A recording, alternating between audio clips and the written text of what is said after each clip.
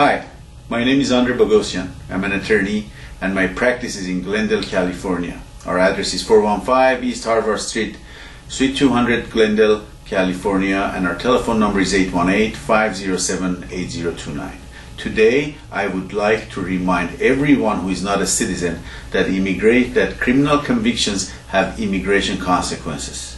You may think that you have a conviction for a small criminal matter and nothing more than paying a ticket or going and attending a course or doing some community service and you would be done with it.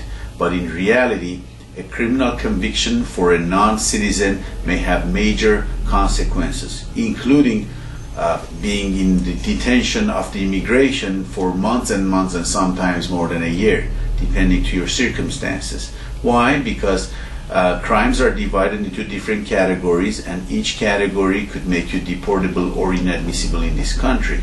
For example, you may have a petty theft offense and you may think that it may have no effect on your immigration status.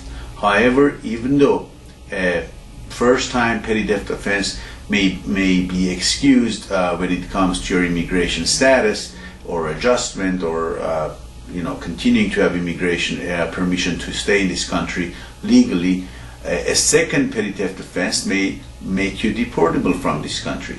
And one thing that was only a minor criminal conviction, it was a misdemeanor, may now end up costing you thousands of dollars in attorney fees and may even cost you your status in this country.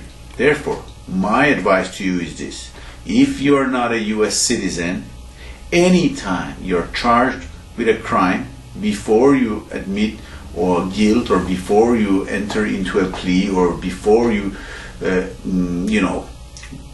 decide to settle your criminal matter, make sure that at least either your lawyer would investigate to see if there are any immigration consequences to your decision, or if not, if your lawyer can't do that, my advice is that you seek the advice of an immigration lawyer.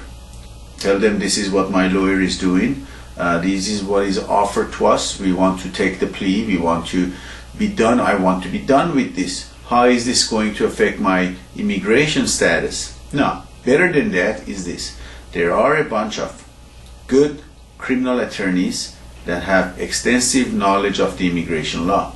For example, our office started with immigration law. Being in an immigrant community, we realized that immigration and criminal cases are directly connected to each other for the people of our community. Hence, we started practicing criminal law. And now, when we have a client with a criminal matter, we are able to correctly and properly investigate the situation and give them correct advice as to how the criminal matter is going to affect their immigration status.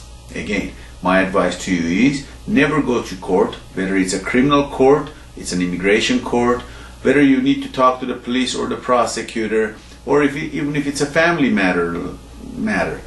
Don't handle the law in your own hands. Hire an attorney. I know it costs you money to hire an attorney, but in the long run you would be saving money. Thank you very much. See you next time.